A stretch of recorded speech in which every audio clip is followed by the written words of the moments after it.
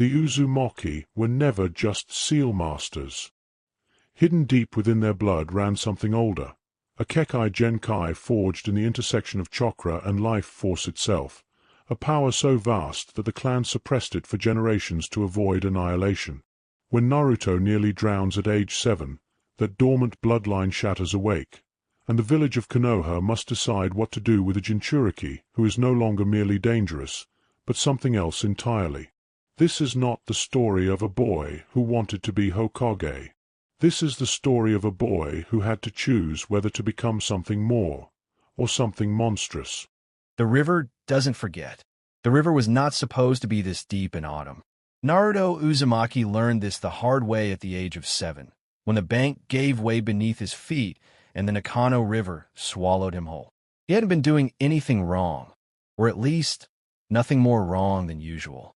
He'd been trying to catch river crabs with his bare hands, the way he'd seen a family do it 2 summers ago from across the bridge. The father had laughed when his daughter shrieked at a crab pinching her finger. The mother had covered her mouth to hide her smile. Naruto had memorized that scene the way other children memorized bedtime stories. The crab he'd been chasing turned out to be faster than it looked. The bank crumbled. The water was ice cold and moving much faster than the surface suggested, fed by autumn rains upstream. Naruto went down immediately, no breath in his lungs, his orange jacket ballooning around him before it dragged like a sail against the current. He wasn't a swimmer. Nobody had ever taught him. He tumbled end over end through the dark water. His shoulder struck a submerged rock hard enough to send white sparks across his vision. His mouth opened on reflex, and the river poured in, cold enough to feel like swallowing broken glass. And somewhere in the rushing dark he thought, this is it. This is how Naruto Uzumaki ends. Not with a bang. Chasing a crab. His back hit the riverbed, and something woke up. It didn't announce itself. It didn't roar the way the fox sometimes growled at the edges of his dreams. It simply opened the way a fist unclenches, the way a door swings wide on old hinges. Naruto felt it move through him from somewhere below his stomach, below even the place where the fox slept, deeper than he knew he had. It felt like blood. Specifically, it felt like all of his blood moving at once, pulled in a direction that didn't have a compass point. The water around him changed color. Not red. He wasn't bleeding, or not much. It was more like the water itself became luminous, a pale violet gold that pulsed in time with his heartbeat. The current stilled. Not completely, but enough, a bubble of quietude in the rushing river, the water curving around him as if something was pushing it away. Naruto, half unconscious and completely confused, felt himself lifted. Not by hands, not by any force he could name. The river itself seemed to press against his back and sides and move him upward, not forcefully, but with a kind of insistent tenderness, the way you'd move a sleeping child from a couch to a bed without waking them. He broke the surface gasping, coughing river water across the rocky shallows, and lay there for a long time watching the autumn sky wheel overhead. The glow in the water faded. The river ran normal and brown again. His shoulder, he noticed distantly, didn't hurt anymore. He lay there until his breathing settled, and then he sat up and looked at his hands. They were shaking. His whole body was shaking. He pressed his palms flat against the gravel and felt the stones, solid and real and unremarkable, and tried to understand what had just happened. He couldn't. He was 7 years old, and he had no frame of reference for any of it. What he knew was this. He had been at the bottom of a river, and now he wasn't. He picked himself up, wrung out his jacket as best he could, and walked back toward the village. The leaves on the trees were turning red and gold. A pair of shinobi on patrol passed overhead through the canopy without looking down at him. He didn't tell anyone. He wouldn't have known what to say. The dream started 3 days later. Not nightmares. He had plenty of those, the ordinary kind, populated by faces twisted with hatred in the grocery store, a landlord's cold voice through a closed door, the particular silence of a classroom when you walked in and everyone's conversation stopped. Those he knew how to live with. These were different. These were memories that didn't belong to him. A woman with red hair, so dark it was almost auburn, standing in the middle of a vast ocean with her hands raised, and the water doing what the woman told it to do. Not bending to her while so much as agreeing. The way water fills a cup, not because it has to, but because that's simply what water does. The woman was singing. Naruto couldn't hear the words, but he could feel the shape of them against his sternum, resonant as a temple bell. A man with the same red hair. An Uzumaki. Naruto understood somehow, the way you understand things in dreams, pressing his palms against the earth and the earth responding, pulling nutrients upward through dying crops, mending the roots of trees split by lightning. His eyes were open, and they glowed the same violet gold Naruto had seen in the river. Children, dozens of them, in a village that burned. That part of the dream he always woke from. He started going to the library. This was unusual enough that the librarian, an older woman named Katsumi who had never been unkind to him, she was one of perhaps 8 adults in the village who had not, noticed immediately. He wasn't there to cause trouble. He was there looking for books about clans, about the Uzumaki, about bloodline limits. "We don't have much," Katsumi told him, not unkindly. Most of the clan records from Uzumaki were lost when the village fell. "When did it fall?" She looked at him for a long moment. "Before you were born. The village was attacked by a coalition of other nations. It was..." She paused. "It was very bad. Why did they attack it?" Another pause. "The Uzumaki were very powerful. Some people are frightened by powerful things." Naruto thought about the river and the pale violet gold light. He thought about the man in his dream, pressing his hands into the dying earth. He thought about the children running from fire. "Do you know what kind of powerful?" he asked. Katsumi looked at him for a long time. She was thinking about something. He wasn't sure what. "Go look in the restricted section," she said finally. "Third shelf on the left. There's a book with a blue cover. I'm going to go make tea, and I won't be back for 20 minutes. He went and looked. The book was called Remnants, a survey of extinct and suppressed kekkeigenkai, and it was clearly not meant for genin or academy students or anyone who hadn't been personally authorized by someone with a very high clearance level. Naruto did not particularly care. He had a gift for not worrying about obstacles until he absolutely had to. He found the Uzumaki entry on page 247. It was frustratingly short. Whoever had written it either didn't know much or had deliberately removed information. But the essentials were there, buried in academic language that he had to read 3 times to parse. The Uzumaki clan of Uzumaki possessed, in addition to their renowned sealing mastery and extraordinary life force, a reported kekkeigenkai of unusual classification.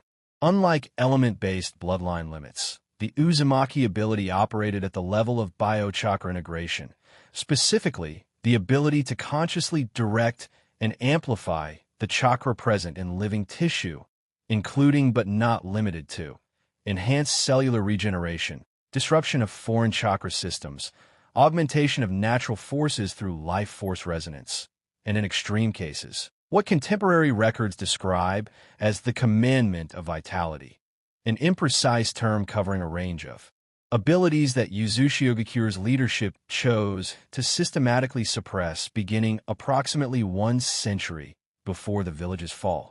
It is theorized that the suppression itself contributed to Uzumaki's vulnerability, as the full capabilities of the bloodline had not been cultivated in multiple generations by the time of the coalition attack. Records suggest that prior to suppression, a fully realized practitioner of his bloodline was considered among the most dangerous individuals alive. Classification: presumed extinct. Naruto stared at that last line for a very long time. He thought about the river, about the water turning violet gold and lifting him to the surface, about his shoulder, which had hit a rock hard enough to bruise bone, but which had stopped hurting within seconds of whatever it was moving through him. Presumed extinct. He closed the book carefully and put it back exactly where he'd found it. He walked home through the village in the autumn afternoon, past the shops that didn't want his business, and the children who crossed the street to avoid him, and the old men who watched him with eyes full of something he was old enough now to recognize as hatred, though he was not old enough to fully understand why. He thought about what Katsumi had said. Some people are frightened by powerful things. He thought about the clan that had been destroyed because it was too strong. He thought about being 7 years old and alone in an apartment with a lock that stuck and no one who would come if he called out. He thought, for the first time, a thought that would take years to fully form. I have to be careful. Not because being powerful is wrong, but because the wrong people will use any excuse. It was not the kind of thought that 7-year-olds usually had. But Naruto Uzumaki had never really had the luxury of being an ordinary 7-year-old. He went home. He made instant ramen because it was all he had. He ate it alone and watched the sun go down outside his window. That night, he dreamed of the red-haired woman in the ocean again. This time, she turned and looked at him. Her eyes were the color of the light in the river. She said something. The words had no sound, but he felt them in his bones, deep and resonant as a war drum. Not yet, but soon. He woke up at 4 in the morning and lay in the dark with his heart hammering, feeling the place beneath his stomach where the new thing lived, coiled and patient as a sleeping animal. Okay, he said aloud, to the ceiling, to the darkness, to whatever it was. It didn't answer, but it didn't have to. He already knew it was listening. He made a decision, the way Naruto Uzumaki typically made decisions, impulsively with total conviction, and then spent the next several years figuring out what it actually meant. He was not going to tell anyone about this. Not the teachers at the academy, not the Hokage. He was not going to blunder into this the way he blundered into everything else. He was going to be quiet. He was going to watch. He was going to learn everything he could before he showed anyone anything. He was 7. This was a completely unreasonable plan for a 7-year-old to commit to. He kept it for 4 years. What the scroll remembers. The scroll of sealing was heavier than it looked. Naruto had expected that. Physically, it was a scroll roughly the size of a grown man, packed with forbidden jutsu. What he hadn't expected was the weight he felt through his palms when he unrolled a corner of it in the forest clearing Mizuki had directed him to. Not chakra exactly, something older. The paper itself seemed to pulse with a slow resonance that the ability in him recognized the way you recognize a voice from another room. Not the words, but the timbre. These were written by people like me, he thought, or people adjacent to like him. Some of these seals had Uzumaki construction in them. He looked at the first forbidden technique listed on the scroll. Multi-shadow, clone jutsu. He almost laughed. The irony was exquisite and completely unfair. The reason he'd failed the clone jutsu 3 times was that his chakra reserves were too large, a function of both his Uzumaki heritage and a 9-tails sealed within him. When he performed the basic clone technique, he fed too much chakra in and produced half-formed, lifeless copies. But the multi-shadow clone technique didn't require precision. It required volume. He read it twice. He understood the mechanism on the 3rd pass. He pressed his palms together in the required seal, and the forest around him became a crowd. 47 Narutos, give or take, blinked in a moonlit clearing. All of them looked around. Several of them said, "Whoa," in unison. The original Naruto sat down very suddenly on a log because the chakra expenditure was significant even for him. "Okay," he said to the assembled crowd of himself. "That's a lot." "We're all you," said clone number 7, helpfully. He spent 40 minutes learning shadow clone jutsu the way he learned everything, by doing it wrong first, loudly, and then adjusting. By the end, he could produce a controlled number, 5 to 10, without the initial chaotic overflow. He could also feel something that hadn't occurred to him before. The clones each had a tiny portion of the ability. Not the full resonance, not the depth, but a faint echo of it, a thin copy of the connection to living things. He filed this away. It seemed important. When Irika found him, Naruto had the particular satisfaction of watching genuine surprise move across his teacher's face. "I learned one," Naruto said. "Multi-shadow clone. Does that count?" Irika stared at him. "That technique is in the Forbidden Scroll specifically because of the chakra cost. Most jonin wouldn't attempt it." "Yeah, weird how that works out." Then Mizuki arrived. Naruto had been expecting Mizuki to arrive and do something treacherous. He had not been expecting the particular flavor of treachery, which was tell Naruto the truth about the Nine Tails in the middle of Mizuki trying to steal the scroll for himself. He stood in the clearing and listened to Mizuki explain that Naruto was the fox, that the village had voted to keep this secret, that the people who looked at him with hatred were not irrational, but responding to the monster inside him, and felt something complicated happen in his chest. He thought, he wants me to fall apart. He wants me to run or rage or become something dangerous so he could put the scroll's theft on me. He thought, Irika is standing between me and Mizuki with a weapon in his back, and there are 100 shuriken in Mizuki's hands. He thought, later. I'll feel all of this later. Right now, there's a problem. He performed a hand seal, and the forest became a crowd of Narutos again, 100 of them materializing between Mizuki and Irika. And Naruto walked through them with his hands in his pockets and looked at Mizuki with an expression that had precisely nothing in it. You spent a lot of time explaining yourself, Naruto said. That was a tactical mistake. Later, when Mizuki was bound and unconscious and the ANBU had arrived, when Irika had sat Naruto down on a fallen log and put a headband in his hands, Naruto let himself sit with the thing Mizuki had said. You're the monster. You're the fox. The village hates you because they're right to. He turned the headband over in his hands. The metal was cold. His reflection in the polished surface was indistinct and wavery, like looking at yourself in moving water. He thought about the clan that had been destroyed because other nations were afraid. He thought about suppression, the clan leadership deliberately choosing to suppress their own bloodline because the alternative was annihilation. He thought, suppression is not safety. It is just a different kind of ending. Hey, Irika's voice, careful and soft. Where'd you go? Thinking. He looked up. Irika-sensei. Did you know? About the fox. A pause. Yes. Were you scared of me? When you first started teaching. Another pause. Yes. Naruto nodded. This was the honest answer. He appreciated honest answers. And now, Irika held his gaze for a long moment. The forest was very quiet. Somewhere in the dark, an owl called once and went silent. Now, Irika said, I'm scared for you, which is different. Naruto considered this. He put the headband on. It fit. Okay, he said. I can work with that. They went out to eat ramen, and sitting across from each other in Ichiraku with their bowls steaming between them, Naruto asked if someone had a bloodline limit that they'd been hiding. Hypothetically, what would happen to them if the village found out? Irika was quiet for a moment. What kind of bloodline limit? The kind that comes from a clan that doesn't exist anymore. The kind that got the clan destroyed in the first place. Irika set down his chopsticks. He looked at Naruto with the particular attention of someone who has just understood that the conversation shifted beneath him. Naruto, he said slowly, are you telling me something? Hypothetically, Irika thought about it seriously. The village's response to bloodline limits is complicated. It depends on the limit, the person, the political situation. The Hokage will be the right choice. He's always been in your corner, Naruto, but I want to understand it better first, before I tell anyone. He met Irika's eyes. Does that make sense? Irika held his gaze for a moment. Then he picked up his chopsticks again.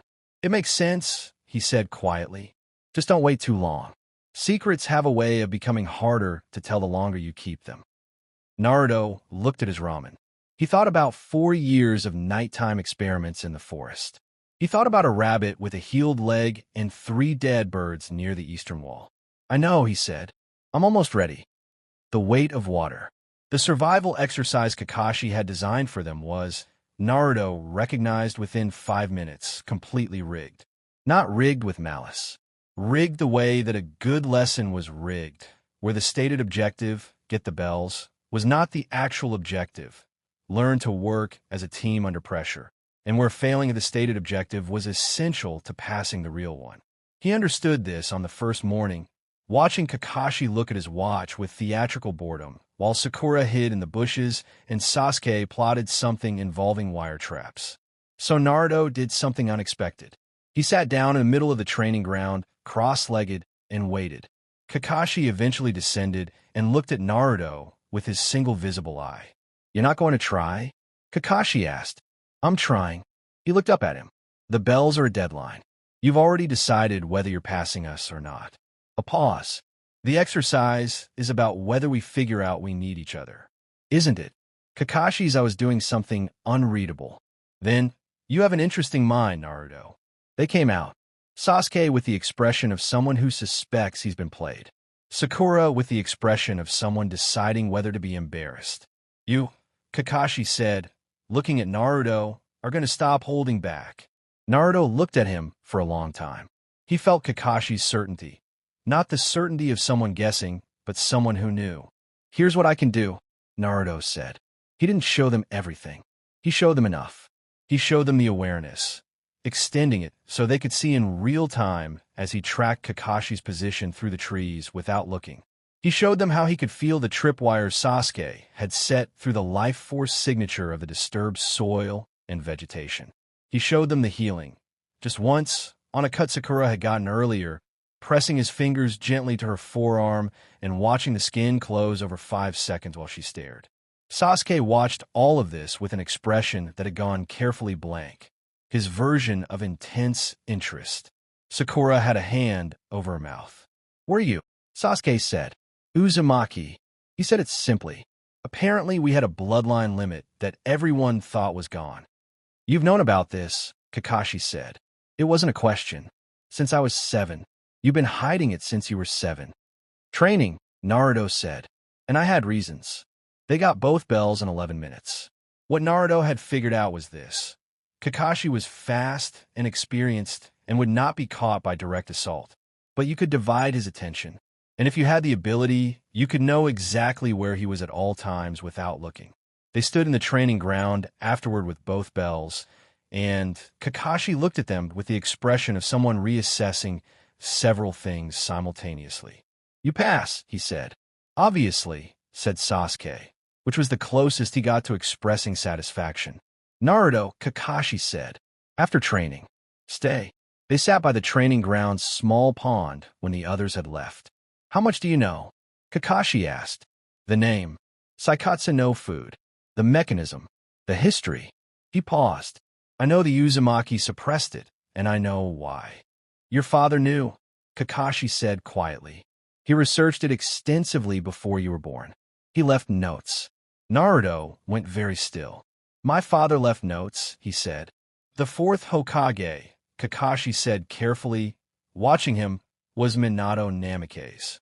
"His notes about the Uzumaki bloodline are in the Hokage's classified archives. I've read them. I've been hoping someone would turn up who'd inherited it.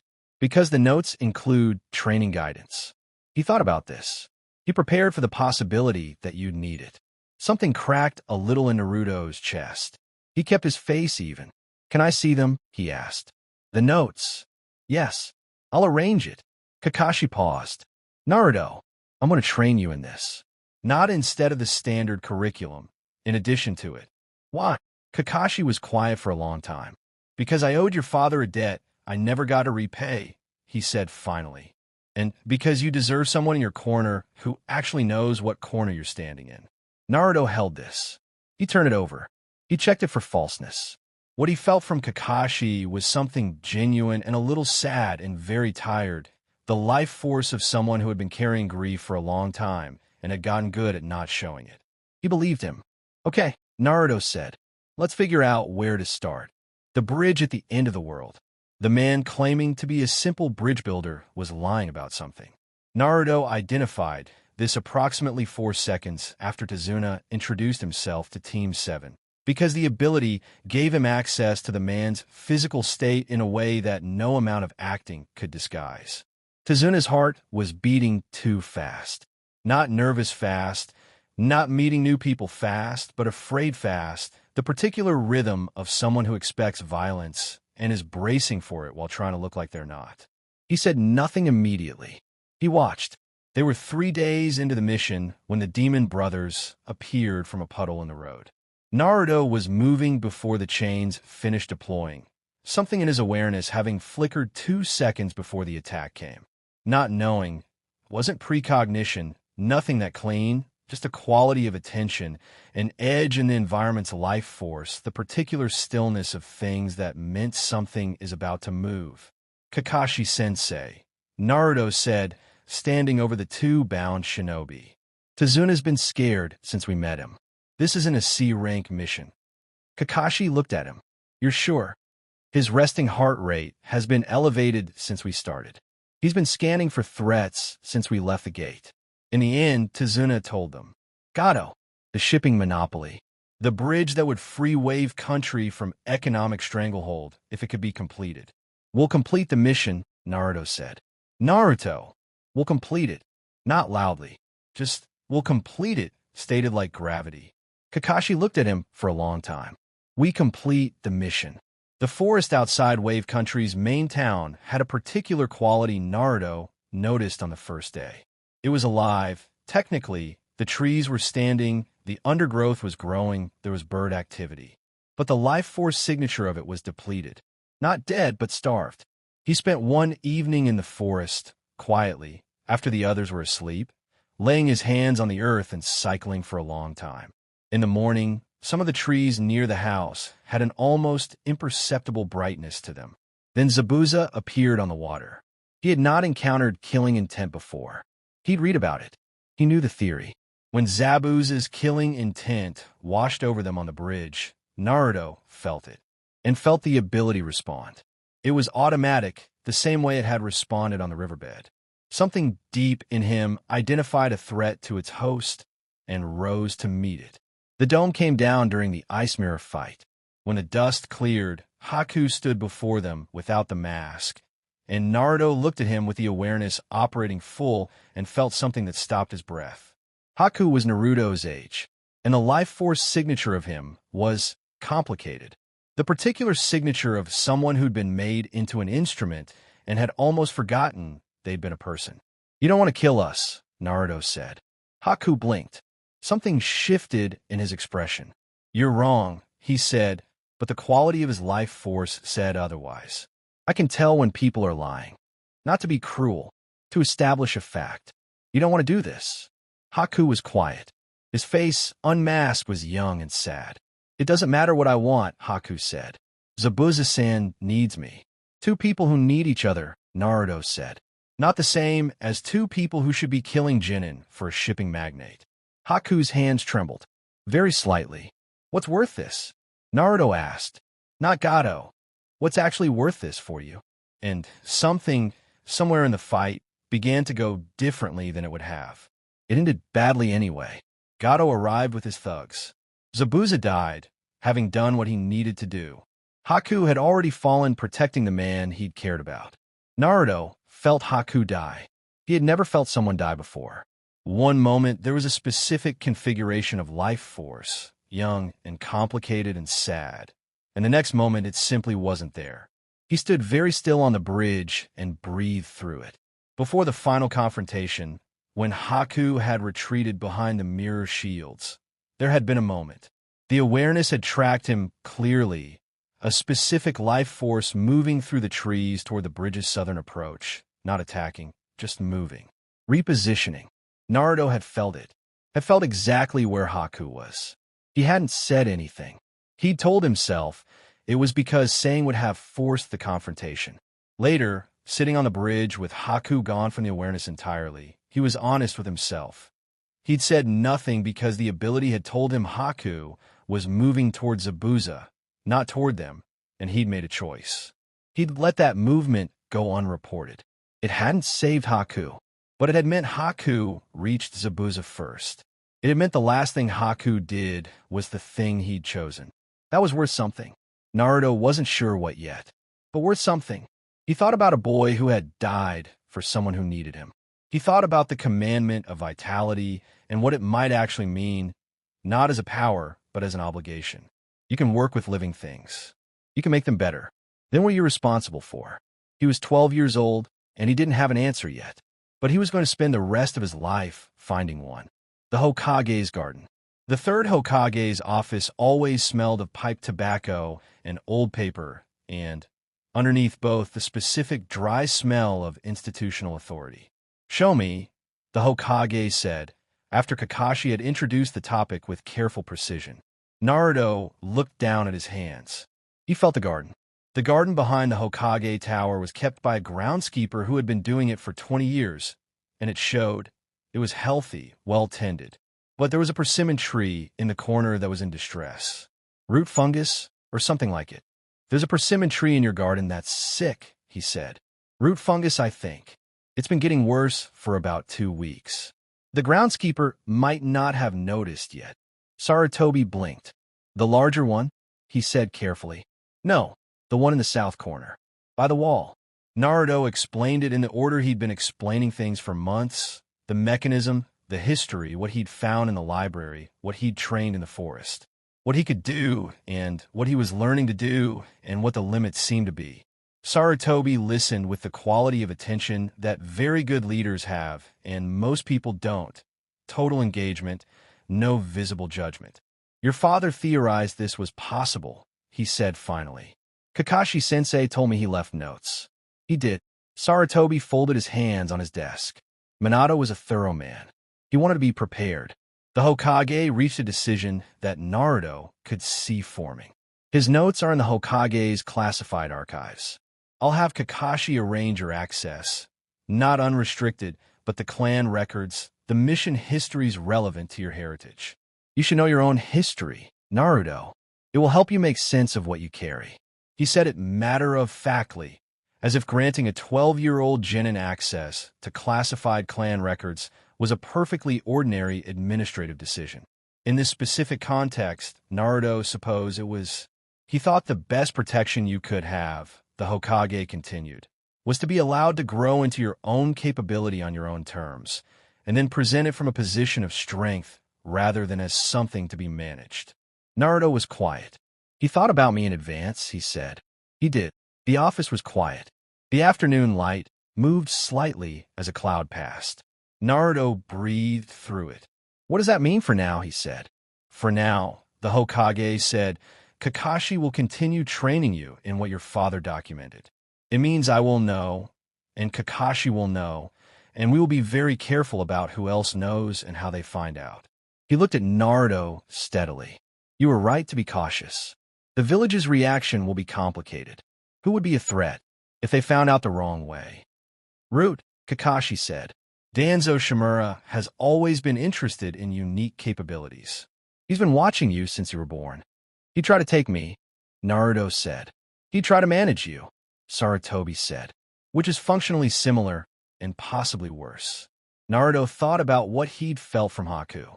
The particular quality of someone who'd been made into an instrument and had almost forgotten they'd been a person. Okay, he said. What do I need to do? Grow stronger, Kakashi said. As fast as you can, while staying stable. The weight of what you carry. Jiraiya found Naruto on the 3rd day of the waiting period. He materialized in front of him at the training ground like something out of a badly timed joke. Enormous, white-haired, wearing a headband that said perverted hermit in kanji, and looking at Naruto with an expression that was trying to be casual and not quite making it. You're Minato's kid, Jiraiya said. I know that, Naruto said. You have the bloodline. I know that too. I have your mother's training notes, Jiraiya said. The ones she kept herself, not the ones your father wrote. Different emphasis. He paused. Also, I know things about the fox that might be relevant. Naruto looked at him. He was applying the ability's attentiveness and finding someone rounded by experience, like a stone in a river, edges worn away by a great deal of living. Also carrying grief. Old grief, held for a long time, just part of him now, the way a scar was part of you. You knew my parents, Naruto said. I trained your father, and I cared about your mother, in the way that you care about people who are extraordinary and whom you fail. You're here now, Naruto said. Yes. Then let's work. Jiraiya's training method was unconventional. He started with philosophy, sitting Naruto down to talk for 2 hours about the nature of the Uzumaki bloodline from a practitioner's perspective. What Kushina had told Jiraiya about the experience. She called it listening, Jiraiya said. Not controlling, listening. The Uzumaki learned to hear what things wanted to do and facilitated it. Yes, Naruto said. Exactly that. Good. Then you haven't been going wrong in the basics. He paused. The problem you're going to run into is the fox. Naruto had been aware of it for years, though he hadn't had words for it. There was always a kind of low warmth at the base of his awareness. Not the fox's presence exactly, more like the fox's shadow. The bloodline operated at a biological depth where the fox's chakra was simply part of the ambient flow, the way salt was part of seawater. It was there whether he attended to it or not. He'd learned to treat it the way you learn to treat a persistent sound. The hum of a city, the movement of wind in trees. It was background. It was constant. It was, in some fashion he couldn't quite articulate, simply part of what his body felt like from the inside. He'd never said this to anyone. It hadn't seemed like a useful thing to say. The Ninetales has its own life force, Jiraiya said. When the fox's energy enters the bloodline system, it's like introducing a different element into an ecosystem, Naruto said. It's like introducing wildfire into a greenhouse. When those two things interact in the same system, they're going to conflict. They're going to conflict in a way that could either kill you or produce something unprecedented. Jiraiya looked at him. Your mother dealt with this too. She left notes on how. That's what I have.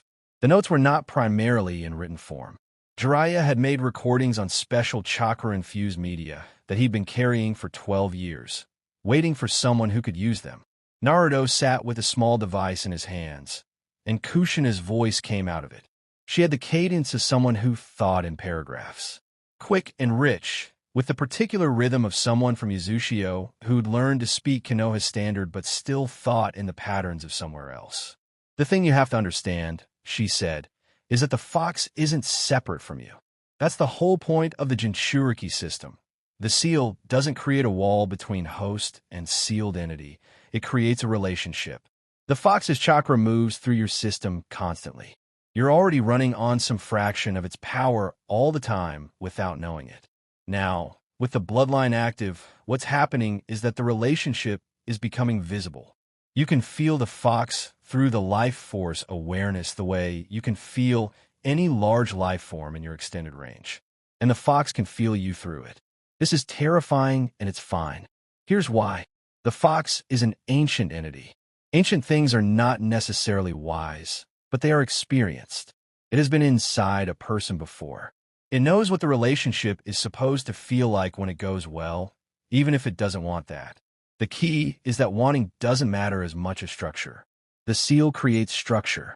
Your job is to maintain the structure and, over time, make the relationship inside the structure functional. Think about it this way. A river doesn't want to be dammed, but a well-built dam creates a reservoir that serves everyone. The water and the dam don't have to like each other.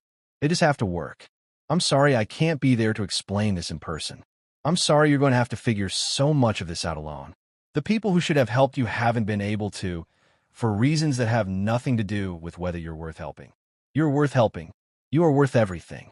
The recording ended. The chakra paper went cold in his hands. Naruto sat in the field in the afternoon light and did not cry specifically, but something happened in his chest that was adjacent to it and required approximately 3 minutes of being very still. After the 3 minutes, he set down the recording and looked at the sky. She knew she might not survive, he said. Yes, Jiraiya said quietly. She made this hoping I'd hear it. Yes. Okay, he said. Let's figure out the fox. He sat in meditation in the field and pushed his awareness inward instead of outward.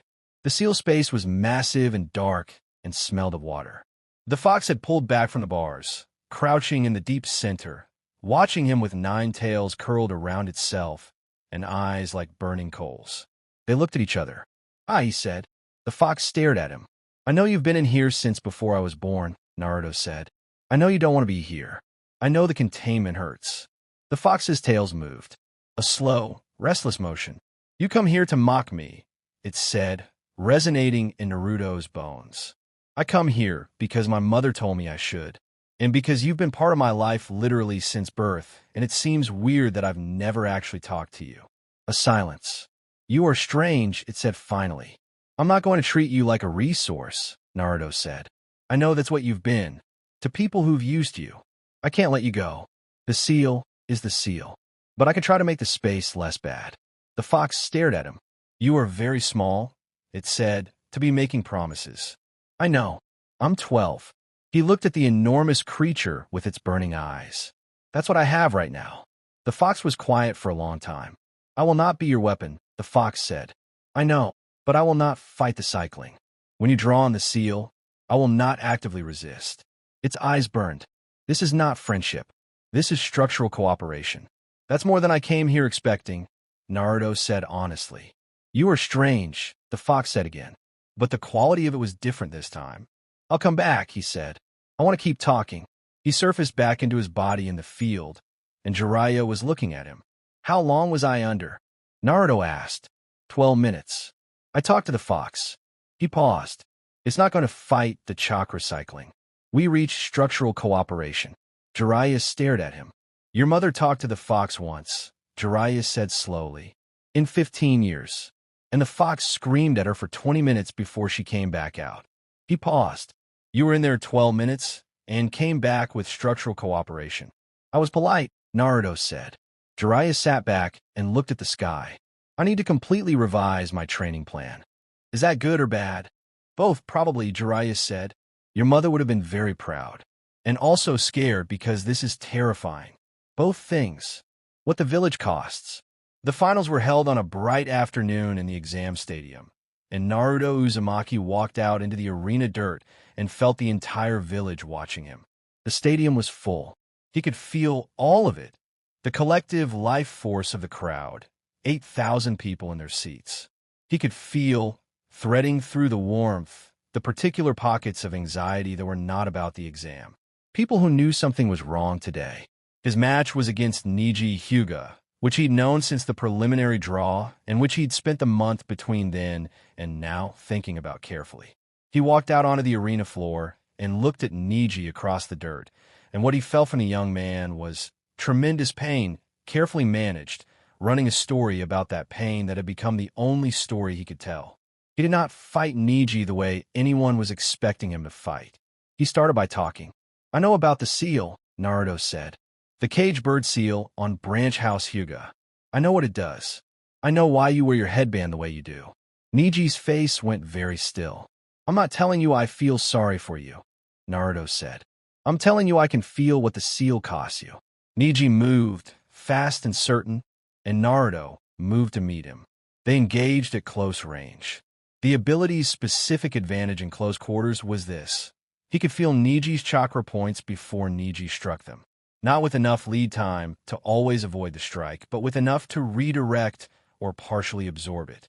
And when Neji did land strikes, the ability's constant cellular regeneration meant the chakra point closures opened again in seconds rather than minutes. "You're healing," Neji said through the exchange. "Yes." He let himself get hit with a full force rotation.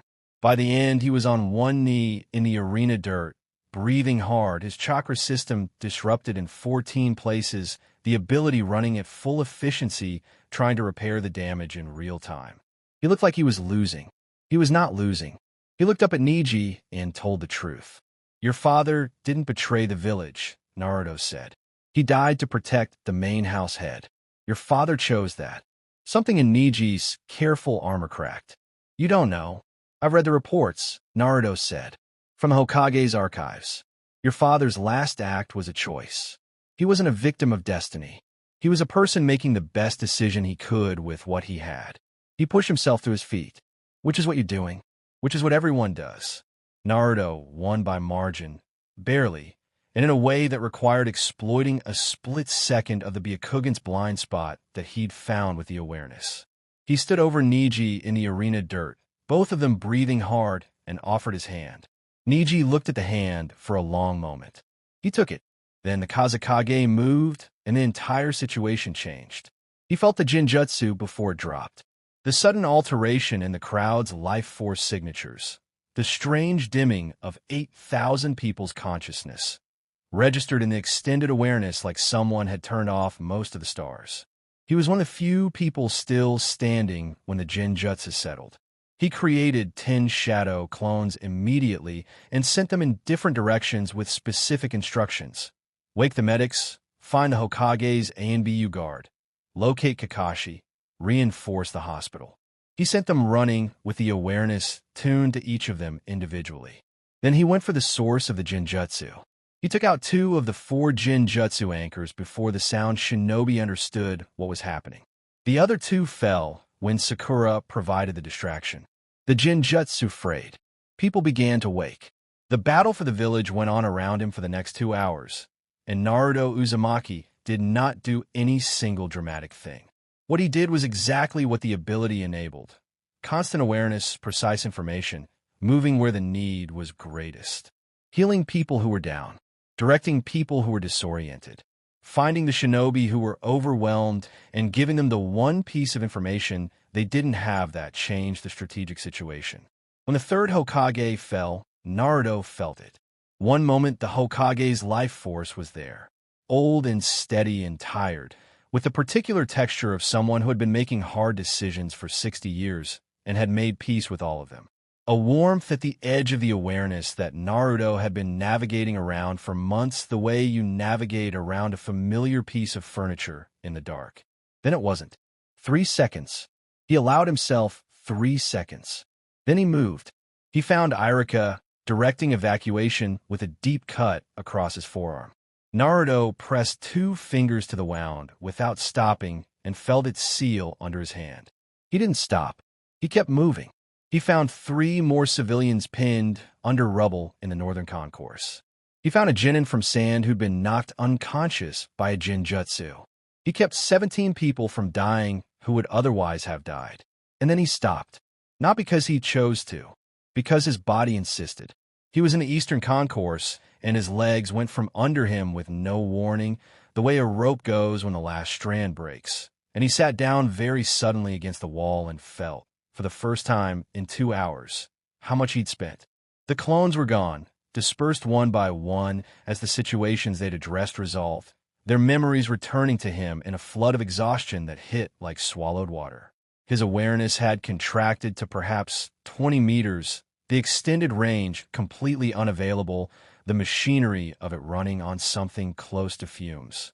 The healing had drawn down reserves he wasn't sure how to name, not chakra exactly, something older, and the depletion of it felt like fever at the edges of his vision. He sat with his back against the wall and breathed. Sakura found him there 7 minutes later. She crouched in front of him and looked at him with the expression of someone who had been reading about kekkeigenkai theory since she was 8 and was now watching her field notes confirm themselves in real time. "You're depleted," she said. Not a question. "Yeah." "How bad?" "Not dangerous." He thought about it. "Give me an hour. Maybe 2. She put her fingers against his wrist. Not the way you check someone's pulse, but the way she'd been learning to check his specific cycling, the particular rhythm of the bloodline alongside the ordinary chakra flow. He'd let her practice it. He was glad now. "Your cycling is down to maybe 1/3, she said quietly. "The awareness? 20 meters. She absorbed this. "Sit here. I'll handle the triage on this sector." "Sakura, you kept 17 people alive." Her voice was flat in the way it got when she was managing something larger than she was showing. "Sit here. Let me do the next part." He sat. She went. He sat in the eastern concourse with blood on his hands that wasn't his, fever at the edges of his vision, and his awareness at 20 meters, just enough to feel the village around him slowly, painfully, beginning to reorient. Later, much later, sitting on a piece of the stadium wall with Kakashi appearing beside him, Naruto said, "I need to get stronger." Not dramatically, just a statement of a real and present requirement. "There are people I can't lose." "Jiraiya," Kakashi said. "The road." 2 weeks. 2 weeks, Kakashi agreed. 2 years, many roads. The road with Jiraiya lasted 2 years, for months and 11 days. Naruto counted, not obsessively, but the way you count anything you'll want to remember precisely later.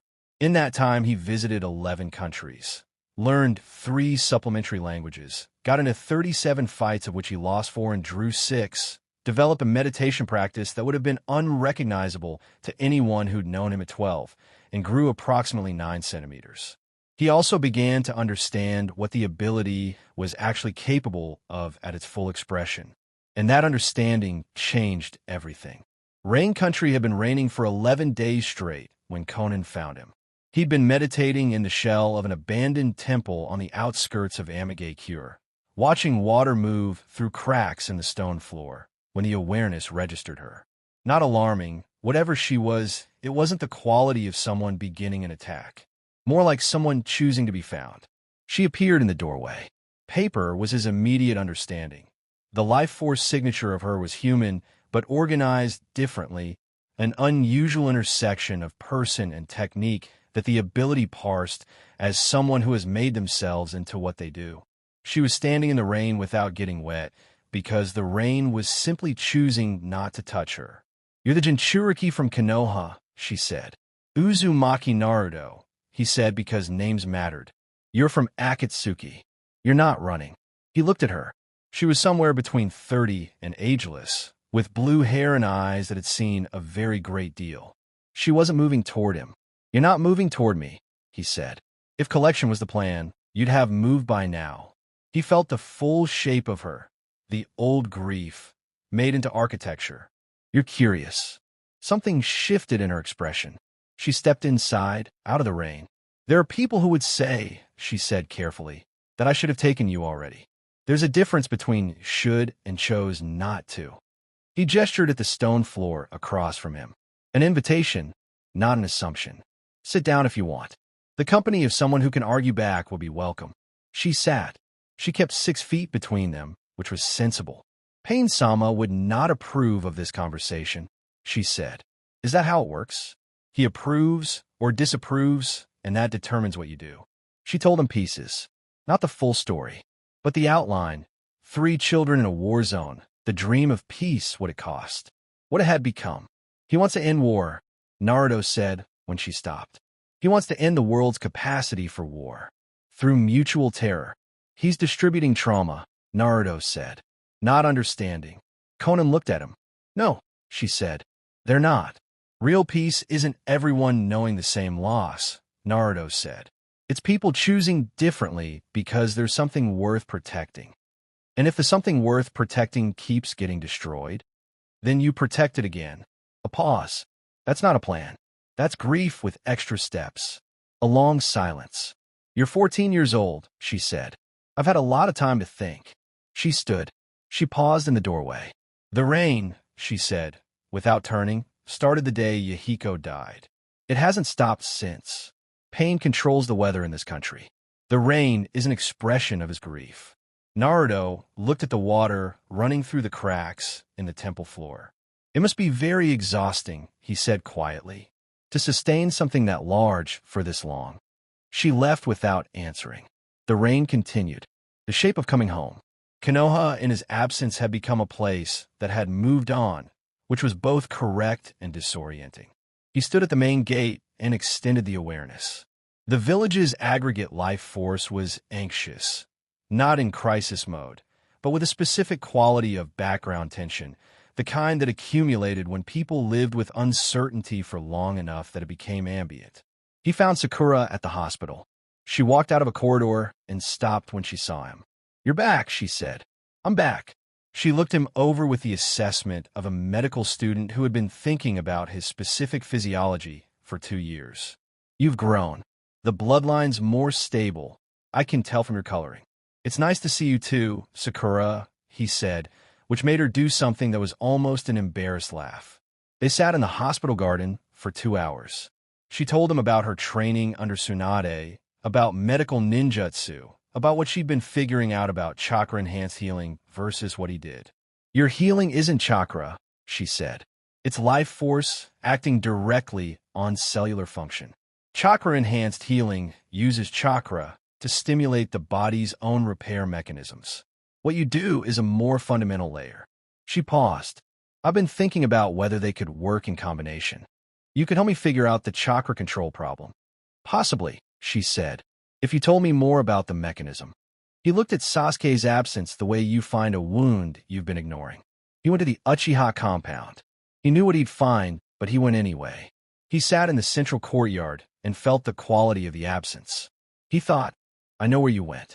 I know why. And I can't reach you there yet." But he would. He was walking through the market district when he turned a corner and came face to face with Hinata Hyuga. She had stopped walking. He had stopped walking.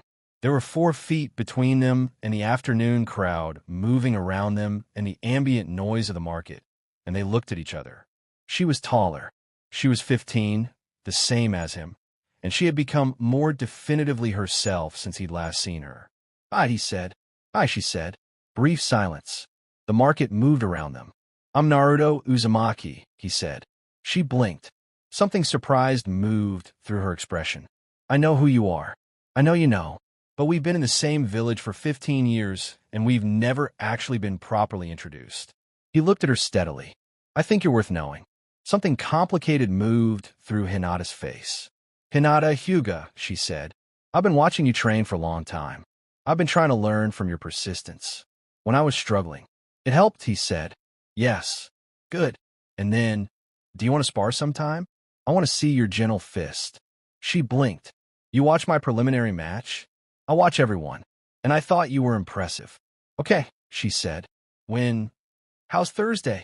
"Thursday works." They looked at each other for a moment. "It's good that you're back," she said, quietly, and he felt the truth of it. "Yeah," he said. "It's good to be back." Thursday. The training ground he suggested was the one by the river. He arrived early. He sat on the grass near the river bank and waited, feeling the morning. He felt Hinata arrive while she was still on the bridge. He was going to have to be very careful about the ability around her. Not hiding it, they would get to that eventually, but being careful not to use it as a substitute for actually knowing her. He could feel her life force. He could not read her mind.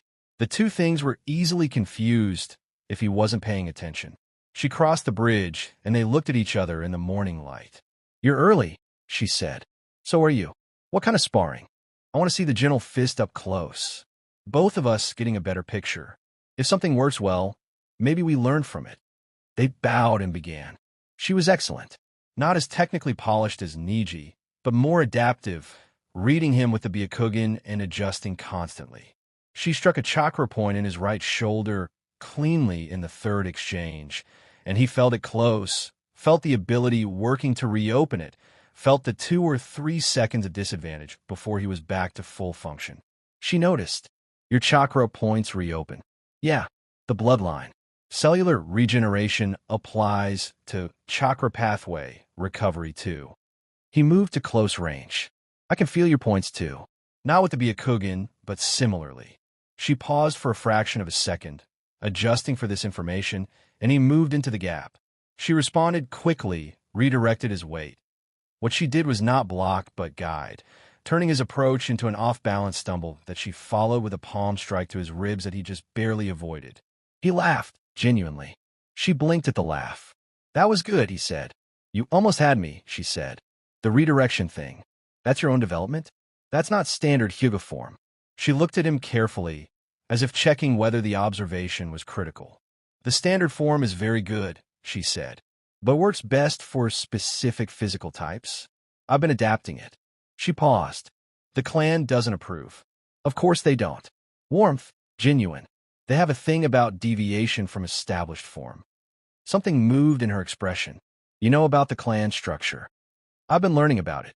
An hour in, she hit a chakra point in his left leg with a precision that suggested she'd been setting it up for 15 minutes and had successfully made him think it was something else. He went down, recovered in 3 seconds, looked up at her from the grass, and felt the genuine delight of having been properly outplayed. "That was excellent," he said. "How long were you setting that up?" She looked like she was trying not to smile. 18 minutes. "I missed it completely." "The awareness can be led," she said. "If you move consistently enough, the pattern becomes predictable, which means the awareness works best for reading the present state and worst for reading plan sequences. I need to work on that." She sat down on the grass across from him, and they spent the next 30 minutes talking through the mechanics. "Thursday again?" she said. "Thursday," he agreed. The second Thursday, she brought a question he hadn't expected. They'd been sparring for 40 minutes, a better session than the first, the rhythm between them smoothing out as each built a clearer model of the other. He was beginning to understand the way her footwork telegraphed her setups, a very slight forward lean in the left shoulder, present in the 30-second setup, absent in the 40-minute ones. He filed it and didn't use it. He wanted to see if she'd refine it first. They called a water break and sat at the edge of the training ground. And she said, "The fox. Does it bother you that people can feel it when the chakra surfaces?" He looked at her. The Byakugan was active. She used it constantly now, not as a crutch but as habit, the way he used the awareness. She would be able to see his chakra clearly.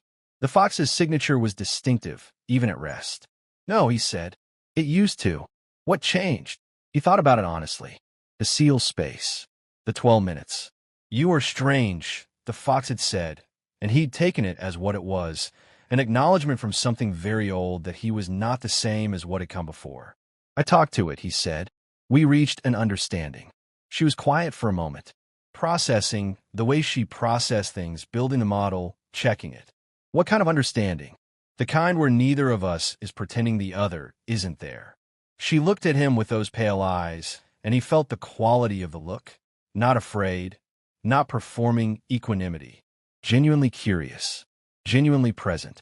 "I think," she said carefully, "that most people who carry something like that try to pretend it isn't part of them." "Yeah," he said. "That seems like it would be exhausting." She made a sound that was almost a laugh. Not quite, but close. They went back to sparring.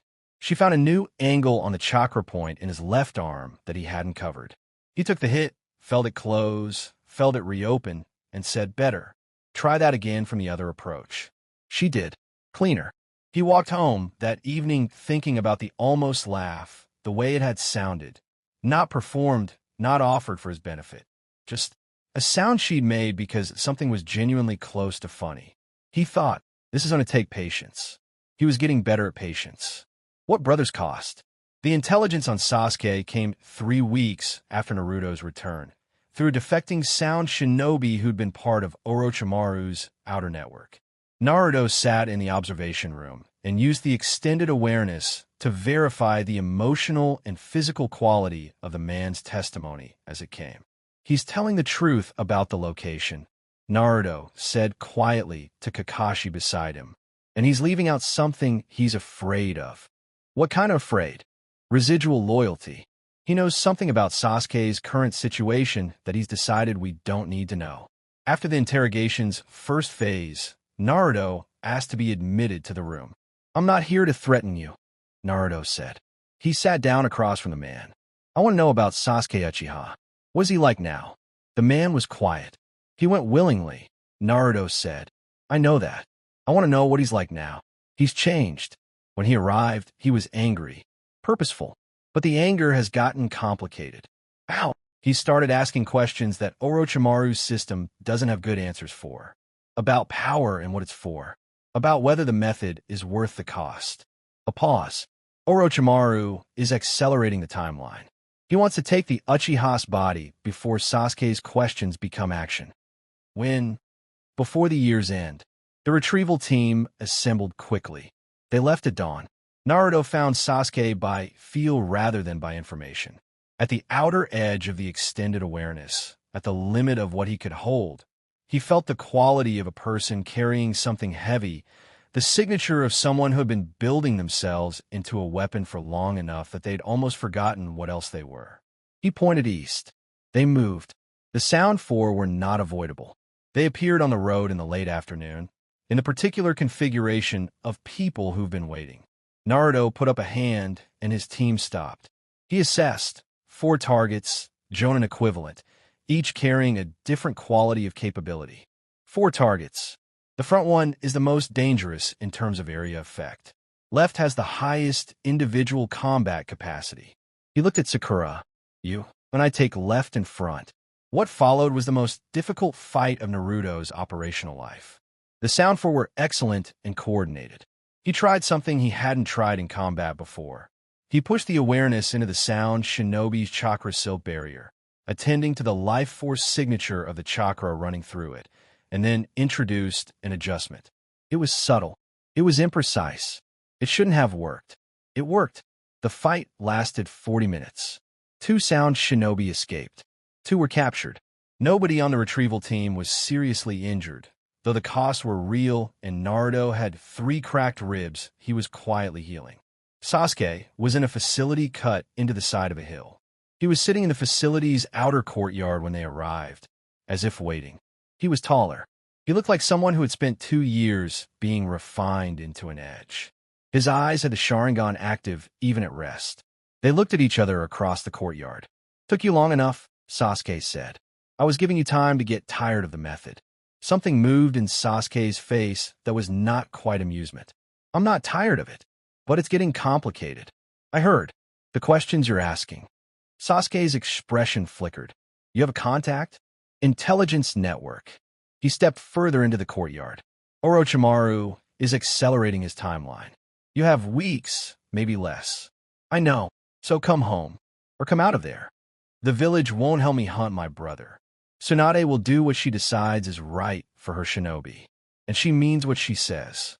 He held Sasuke's gaze. "Come home, Sasuke." Sasuke looked at him, looked at the team, looked back. "I need 2 days. I'll wait 2 days. Eastern facility. Come when you're ready." He arrived at dusk on the second day. Naruto had felt him coming from 3 kilometers out. Sasuke came through the tree line looking like someone who had settled something with himself in private and was not prepared to discuss the process. He stopped when he saw Naruto waiting at the entrance. "You waited at the entrance," Sasuke said. "You said 2 days. I believed you." Something complicated moved through Sasuke's expression. He came inside. The first evening was quiet. Naruto made food. They ate with the others, giving them space they hadn't been asked for, but clearly understood was needed. Sasuke ate without speaking. He looked at the table. He looked at the food. He looked at his hands. "The cursed seal," he said finally. "Orochimaru's. I had it removed. Before I left." Naruto looked at his hands. Sasuke's, not his own. He could feel the residue of it even gone. "That cost you," Naruto said. "Significantly." "Okay." He looked at the table. "You could tell me about it later. Or never. Either is fine." Sasuke looked at him with an expression that was not quite surprise and not quite gratitude. The friction came a week later. Naruto had suggested a joint training session. Not a test of anything, just, "We haven't worked together since we were 12. Let's see where we are." Sasuke arrived on time, which Naruto had learned to read as Sasuke agreeing to something while maintaining the right to disagree with it. They worked through basic combinations for an hour. It was genuinely good. Sasuke's 2 years of Orochimaru's training had produced combinations that Naruto had never seen and that the awareness found legitimately difficult to parse in real time. He said so. "Your father gave you an advantage I had to earn," Sasuke said. He said flatly, not cruelly, or not only cruelly. There was something real underneath it, something that had been sitting in him for a week and had just found its way out. Naruto went still. He wanted to say, "The advantage is that I almost drowned at 7 and spent 4 years training in a forest alone." He wanted to say, "You had a family, a clan, teachers who were actually teaching you," until you didn't. He wanted to say several things. He didn't say any of them. He didn't know which one was true enough to say. He stood in the training ground and looked at Sasuke, and Sasuke looked back with an expression that was doing several things at once, some of them hostile, some of them, underneath the hostility, something that was closer to grief. "Yeah," Naruto said finally. "Some of it." Sasuke blinked. Clearly not the response he'd prepared for. "The bloodline woke up," Naruto said. "I didn't. The fox was sealed in me. I didn't choose that either." He looked at Sasuke steadily. "You're right that you had to work for things I was handed. You're also right that that's not fair." Silence. "I don't have a fix for that," Naruto said. Sasuke looked at him for a long moment.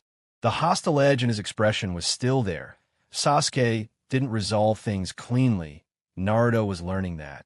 But underneath it, something had shifted. Not resolved. Just shifted. "Let's go again," Sasuke said. They went again. Harder. Naruto took 2 hits that he hadn't needed to take, in the places where Sasuke pushed, and he chose not to evade. A kind of acknowledgement he didn't have words for and didn't need words for. It wasn't fine, but it was honest. That, Naruto thought, was enough to work with.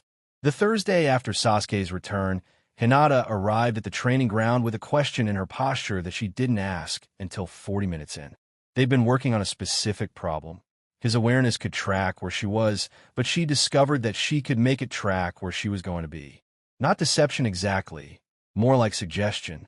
a series of movements that established a pattern so strongly that the awareness would lean into the continuation of that pattern half a second before her body made the actual choice.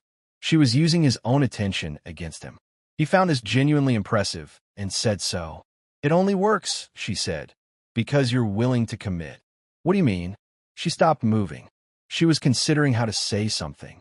"When you track someone," she said carefully, "you extend the awareness toward them. It's a kind of attention. And attention," she paused, "always has a direction." He thought about this. And if you know where the attention is pointed, you move at an angle to it, not to where it's looking, not to where it will look next. She looked at him, to where you would have been if you kept going the way it expected. He stood very still. He was going to need to think about this carefully. "You've been working on this for weeks," he said. "Since the first session. You were setting this up from the first session." "The 18-minute setup was practice," she said, and there was something in her voice that was dry and quiet and completely self-possessed. "That was a short one." He looked at her. She was looking back with the particular expression she wore when she'd said something she hadn't been certain she was going to say, and was now waiting to see what happened next. He said, Okay, you're going to have to teach me this, because I can't afford not to know it." He meant it as a compliment. He thought she understood that it was. "Show me how you set it up." They spent the next hour with her walking him through the mechanics of manufacturing false pattern. He was a bad student in the sense that he kept interrupting with questions. She was a patient teacher in the sense that she answered all of them. Walking home, he thought, she had been thinking about how to get through his defenses since the first day they met. And she'd told him. She'd shown him. She'd handed him the tool she'd built specifically to work against him, without hesitation. He thought, that's not a sparring partner. He thought, that's something else. He thought about being careful. Root and branch. Danzo Shimura had been waiting for the right moment for 16 years. Naruto understood this through a combination of the Hokage's careful briefings, Kakashi's more direct assessments, and the particular quality of the awareness when it encountered the man himself. He'd been in proximity to Danzo 3 times. Each time, the quality of the man's life force told him something. Danzo was not evil in the theatrical sense. He had the quality, instead, of someone who had made very many decisions based on a single organizing principle, the village's strength and survival above all, and who had been making those decisions for so long that the principle had calcified into something indistinguishable from conviction. He believed, genuinely, that what he did was right. This made him, in Naruto's estimation, significantly more dangerous than someone who knew they were doing wrong. He'd been building a counter to Danzo's eventual move for 6 months. He'd mapped Root's observable structure. The awareness gave him a significant advantage. Root operatives had a specific life force quality, a suppression of the emotional resonances that identified personal investment, that made them recognizable to the ability once he knew what to look for. He'd identified 11 Root operatives active in the village without official cover. He'd brought all of this to Tsunade in installments, carefully, over months, with documentation sufficient to act on, but not so comprehensive that it looked like he'd been running his own intelligence operation, even though he had been. Tsunade received each installment with the expression of someone who was aware they were being managed by a 15-year-old and had decided the results were good enough that they could live with it.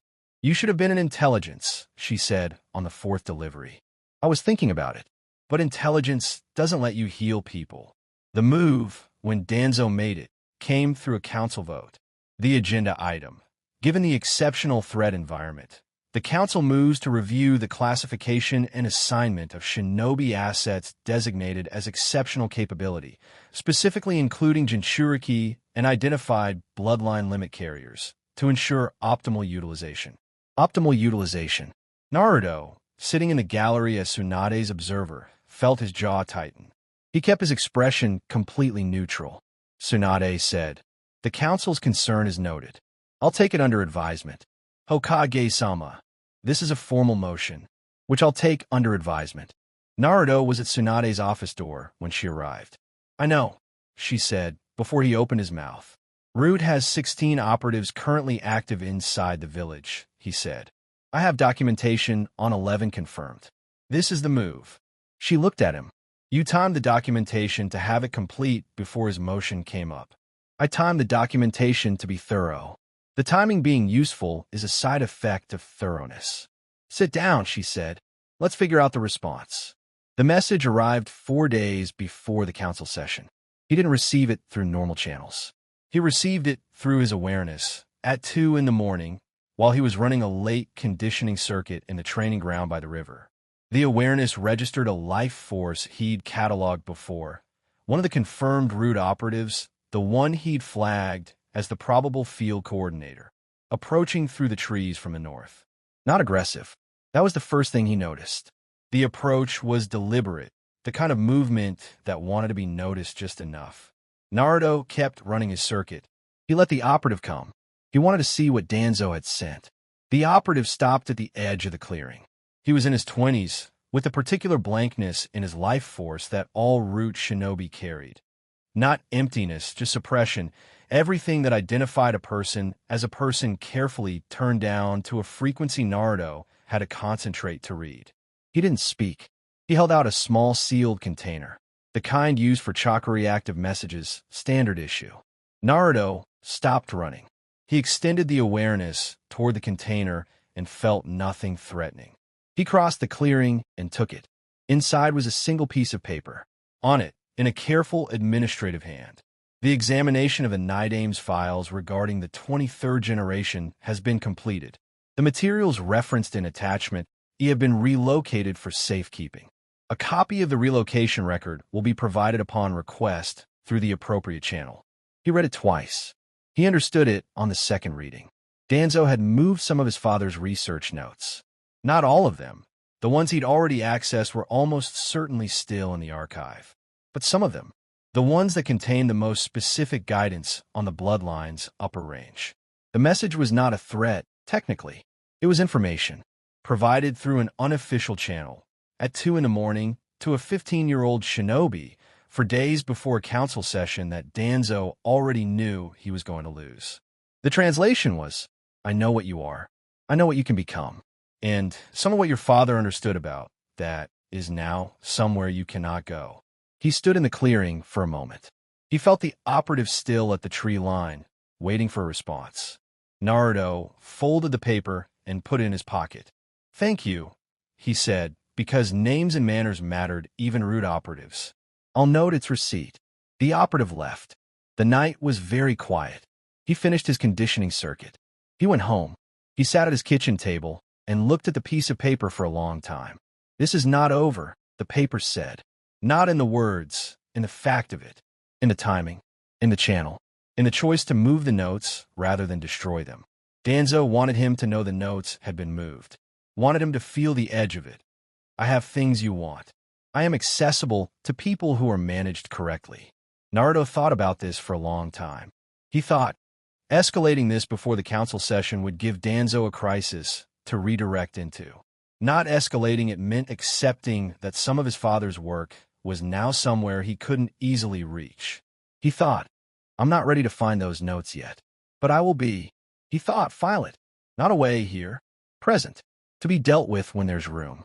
He put the paper in his evidence folder with a date and a single notation. Root communication. Informal channel. Intent.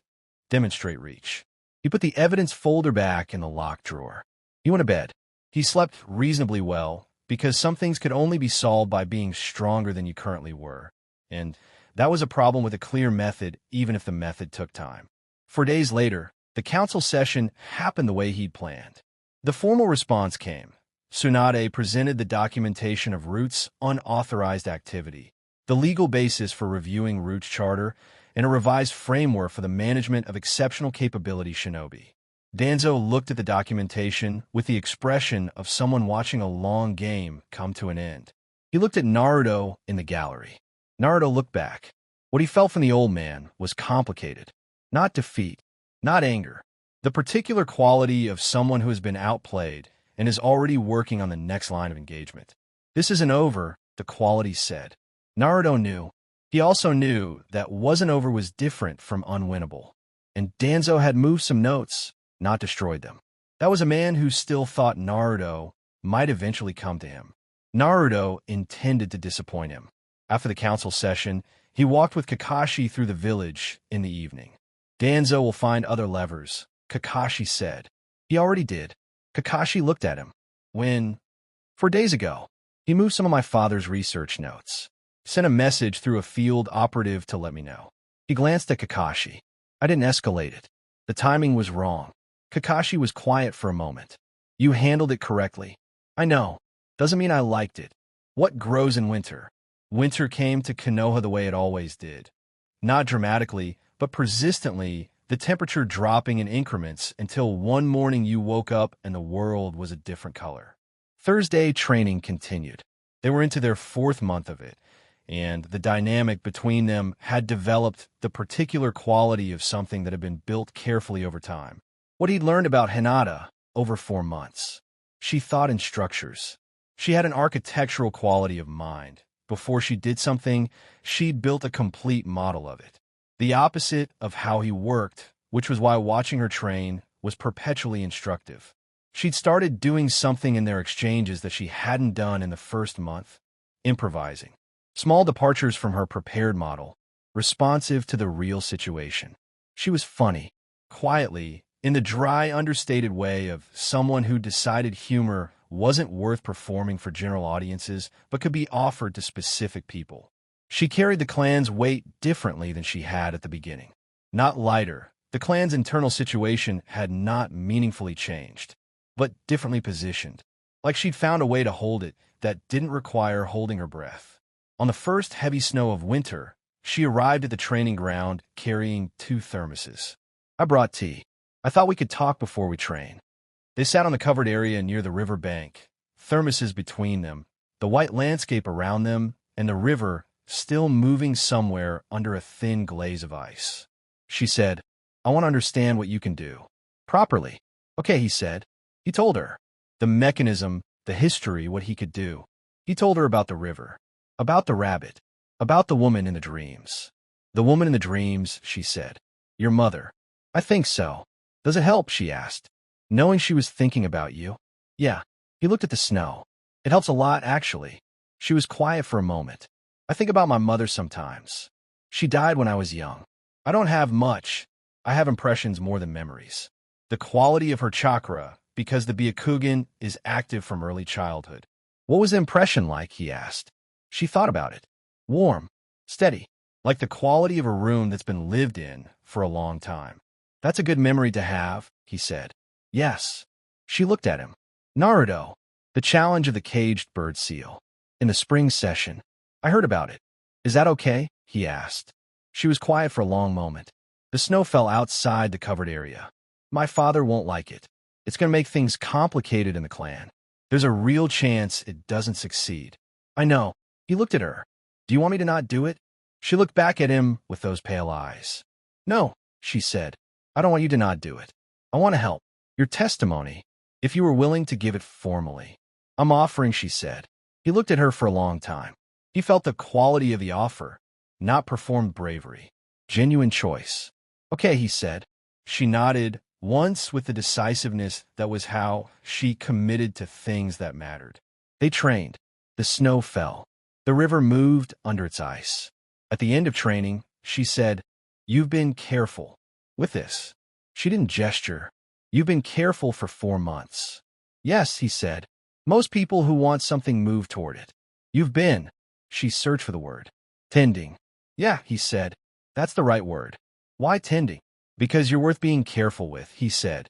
And I want to keep doing this, somewhere other than the training ground. If that's something you'd want. She looked at him. The color was in her cheeks. Like where? She said.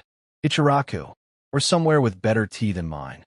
Something in her expression shifted, that careful density opening slightly. Somewhere with good tea, she said. Yeah. Yes, she said. I want that. The open hand. The Akatsuki moved on Konoha in early spring, which was both the worst and most predictable timing available. Naruto was 17 when it happened. He felt them coming from 12 kilometers out. Not clearly. Pain's 6 pads had a quality the ability had never encountered before, something that parsed as one consciousness, distributed each body and node in something larger. It took him almost 3 minutes to understand what he was reading, and by then, the paths were 5 kilometers out and moving. He was in a hospital when it happened, visiting a civilian named Goto, an older carpenter with a stabilized heart, when the awareness ballooned outward and caught the quality of what was coming. He stopped. He felt Goto's life force, steady now. He thought, stay that way. Then he went to find Tsunade. 6 targets, he said. Unprecedented capabilities, coordinated approach. The attack is designed to hit structural elements simultaneously rather than the population directly. Get civilians underground, the hospital patients first. She looked at him with the expression she wore when she was updating her assessment of a situation rapidly. You have a plan, she said. Beginnings of one. Don't die, she said. He produced 40 shadow clones. Each one carried the echo of the awareness. He sent them in patterns. Find the civilians, find the injured. Then he went to find Irika. He found him at the academy, directing evacuation. Take everyone down through the eastern tunnels. Go now. Irika looked at him. You're not going with us. No. Naruto. I'll be there when it's done, he said. I'll be there. I'll try. Irika looked at him with the expression he wore when he was carrying something he couldn't put down. Come back, he said. Yes, Naruto said. He went. The first path he encountered was the animal path. It was directing a summoned creature toward the hospital complex. He didn't have time to fight the creature methodically. He reached into the summoning structure and introduced the same disruption he'd used on the Genjutsu array during the invasion. Scaled up, pushed through both hands with the awareness running at full extension. It worked. The ability's resources dropped by something the body registered as, "You will pay for this later." The creature destabilized and dissolved into smoke. 46 people. That's what that cost was for. He moved. The Predapath found him in the central district an hour and a half into the battle. He was running on shadow clones and instinct and the awareness pushing at 300 meters, tracking everything he could track, routing information to clones he'd stationed at the hospital, at the evacuation points, at the positions where the other paths were working, when something changed. He felt the Predapath before he saw it. The life force signature was wrong in a way he couldn't immediately parse. Not the distributed consciousness quality of Payne's 6 bodies, something more specific. A localized distortion in the ambient life force, like a space in an environment that was shaped wrong. He had enough of a warning to turn. The Predapath's palm connected with his sternum. It was not like being struck. It was like having something reach past the strike and close a hand around a mechanism underneath. He felt. And this was the worst of it. Worse than pain, worse than damage. He felt the cycling stop. Not slow, not reduce. Stop. For 3 full seconds, he existed as something that was not quite him. The awareness contracted to almost nothing. 10 meters, 5 meters. The vast operational space he'd been holding for 90 minutes collapsed into a single tight point of pure sensation. His shoulder from the river at age 7 suddenly ached, which it hadn't done in a decade. His cellular repair, running automatically in the background at all times, ground to a halt.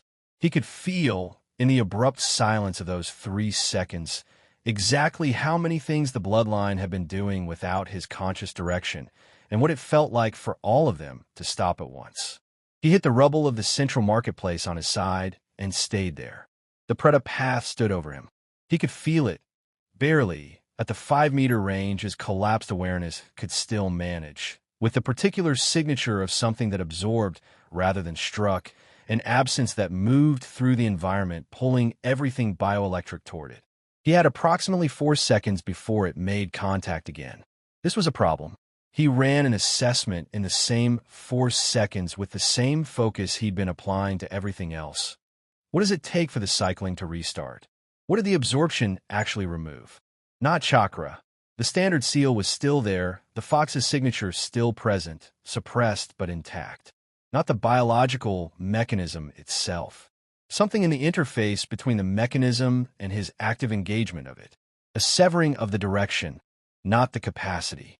The bloodline was still there. It had just been cut off from him. Like a dam with the gates closed, he thought, and pushed. It wasn't technique. He didn't have time for technique. It was the same motion he'd made at the bottom of the river at age 7. A reaching down to the place below his stomach, an insistence of presence, a refusal to accept that the thing he was made of was not available. The Predapath's second contact hit him across the left shoulder as the cycling restarted. He registered both things simultaneously, the renewed warmth of the bloodline flooding back through damaged tissue and the absorption hitting that same flood and pulling at it. Not all of it, the restart was faster than the absorption could fully arrest, but enough. He felt the cycling drain as it restored, a ratio worse than anything he'd experienced, paying twice for every unit of function he recovered. He stayed down. He stayed down because he needed to understand what the drain rate was before he stood up, and because the Predapath he had now established could not absorb indefinitely. The ability to pull bioelectric energy from a living system was not passive. It required contact, sustained contact, and the Predapath was already preparing its third approach. He rolled left. He got a meter of distance. He used the meter to push the cycling to a specific frequency. Not repair, not awareness, just one thing, the bare minimum of what the bloodline could do. Run his own heartbeat efficiently enough that the next absorption hit would encounter a system running so close to baseline that there was almost nothing to pull. The Predapath hesitated. It had encountered something it hadn't expected. A target whose bioelectric signature had just become almost indistinguishable from an ordinary person's. Naruto moved in a half-second of hesitation. Not a technique. He wasn't capable of technique right now. The cycling was running at 15%, and he was spending most of that on staying conscious. He moved with his body, with the physical training of 7 years on the road and in the field, and put himself inside the Predapath's reach, where the absorption effect was most diffuse, and drove an elbow into its throat with everything he had. The Predapath went down. He went down 2-3 seconds later when the body finished cashing in on the adrenaline. He sat in the rubble of the central marketplace and counted his resources. Awareness. 15 meters at active extension, expanding as the cycling recovered.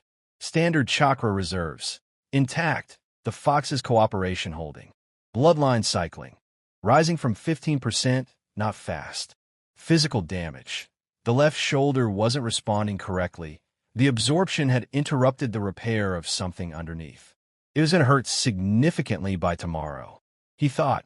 90 minutes of combat, 46 hospital patients, at least 60 civilians evacuated by shadow clones, 2 paths down. He thought, I need to stay conscious for the next 30 minutes. He thought, Nagato is somewhere. He can feel that frail life at the edge of the extended awareness, somewhere distant, sustained by extraordinary will. The person behind the paths. He walked toward the Deva path. What was left of the administrative district lay around it in organized devastation. The Deva path stood at the center, and Naruto approached it at something closer to a walk than anything tactical, because tactical wasn't what was available. He looked at Nagato through the intermediary of his body and tried to feel what was actually there. What he felt was grief. Old grief, enormous in scale, the specific quality of someone for whom loss had become the organizing principle of an entire worldview. He thought about what Conan had told him, about Yahiko, about what Nagato had been before he became pain. Nagato, he said. The Deva path was very still. The Deva path raised a hand. Naruto felt the Deva path's ability a fraction of a second before it hit. The gravitational anomaly in the ambient life force, the air pressure change, and did not move. Not because he couldn't, because he was making a choice. The compression blast hit him in the chest and drove him backward through a section of collapsed wall. He felt 2 ribs go, the bloodline still climbing back from 15% through everything it had at the fractures, nowhere near enough to prevent them, enough to keep them from being worse. He lay in the rubble on his back and felt his chest working harder than it should have to and thought, that's what it costs to stand still and let Nagato see whether anything stops me. He got up. It took longer than he'd have liked. He walked back through the hole in the wall and stood where he'd been standing. The Deva path was very still. You're still standing, it said. pain's voice through the body. But underneath it, the quality of Nagato's actual presence. "I'm Naruto Uzumaki," Naruto said. "My mother was from Uzumaki. My father sealed the fox in me to save the village. Both of them are gone." He looked at the Deva path with the awareness running at maybe 20%, the cycling climbing by small increments that he could feel in real time. "I know what loss costs." "Then you understand," Pain said. "I understand you're in pain," Naruto said. "I don't understand how killing more people helps it." He talked. He stayed standing. Every few minutes he felt the Deva path deciding whether to hit him again, and chose not to move. His ribs healed slowly during the conversation, imperfectly in the wrong order because the cycling was still climbing back and he was making it do everything at once. And by the end of the conversation, he was standing straighter than he'd been at the beginning, which was the only thing he could show Nagato that mattered more than the words. "I'm not going to fall," the standing said. "Not because I'm invincible, because this conversation is worth staying upright for." "What would you need," Naruto said finally, "to believe it was possible? Peace, not through pain. Actually possible." "I don't know," Nagato said. And the quality of it was not despair, but something more complicated. The particular quality of someone who has held a certainty for so long that the collapse of certainty leaves genuine openness. "That's enough," Naruto said. "Not knowing and staying open is enough to work with." Nagato looked at him with eyes that were very old for 26. "Conan trusted you," he said. She sat down. Naruto said, "That meant something." A pause. "I cannot undo what I have done here today." "No, but I can stop." "Yes," Naruto said. "You can stop." "What remains?" Spring came back to Konoha, and the council voted on the cage bird seal in the first session of the new term. Hinata's testimony was given in the formal council chamber on a Tuesday morning. She described the cage bird seal from the perspective of a main house member who had watched it work on branch house members her entire life. She described the quality of what it did to a person, not in abstract political language, but in specific, careful, human terms. She described Niji before and after. She did not cry. She was far too deliberate for that. But something in her voice carried the full weight of the thing she was describing, and the council felt it. Hayashi Hyuga sat with his hands flat on the table, and his face controlled, and his life force doing the complex work of a person who loves their child and has built systems that damage what they love and is being asked, formally and publicly, to confront both of those things simultaneously. Naruto gave his own testimony after Hinata's. He was brief. He also said this, at the end, "I've been thinking about the commandment of vitality for 6 years. It's not a jutsu or a technique, it's a principle. Create conditions where people can be fully themselves. The cage bird seal doesn't do that, and that's the opposite of what we should be building."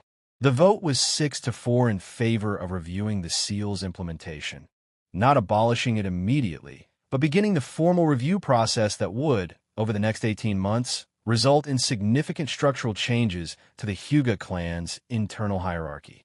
It was a beginning, not a resolution. Naruto had learned that most important things were beginnings rather than resolutions. After the council session, he found Hinata outside the building in the cool spring air, standing with her face tilted slightly upward, eyes closed, taking a breath. He stood beside her and didn't say anything for a moment. "Okay," he asked. "Yes," she said. She opened her eyes and looked at the village around them. The new green trees, the rebuilt central district still showing its repair work in the bright wood of new timber, the people going about their morning. "It feels like something has been put in place properly. That wasn't in place before."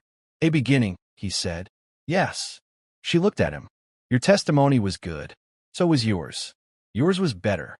She looked at him with the particular expression she wore when she was choosing not to deflect a compliment. "They're different," she said. "Yeah," he agreed. They walked. Not anywhere specifically, just the kind of walking that fills time with presence rather than distance. "Can I tell you something?" he said. "Yes." "I've been careful," he said, "because you deserve space to choose." He met her eyes directly. "I'm done being careful." She was quiet for a moment. "I know," she said. And then, "I've been patient too." He looked at her and felt the quality of the morning. the spring air, the new green village, the living world cycling in its ordinary rhythms around them. He felt the ability in its deep place, patient and attentive, and alongside it something that didn't require the ability to feel, the specific, clear, unambiguous presence of someone he wanted to be around. "I like you," he said. "Specifically." She was quiet for a moment. "I know," she said again. And then, "I like you too. Specifically." He looked at her, and she looked at him, and the morning moved around them. "Tea," he said. "Yes," she said.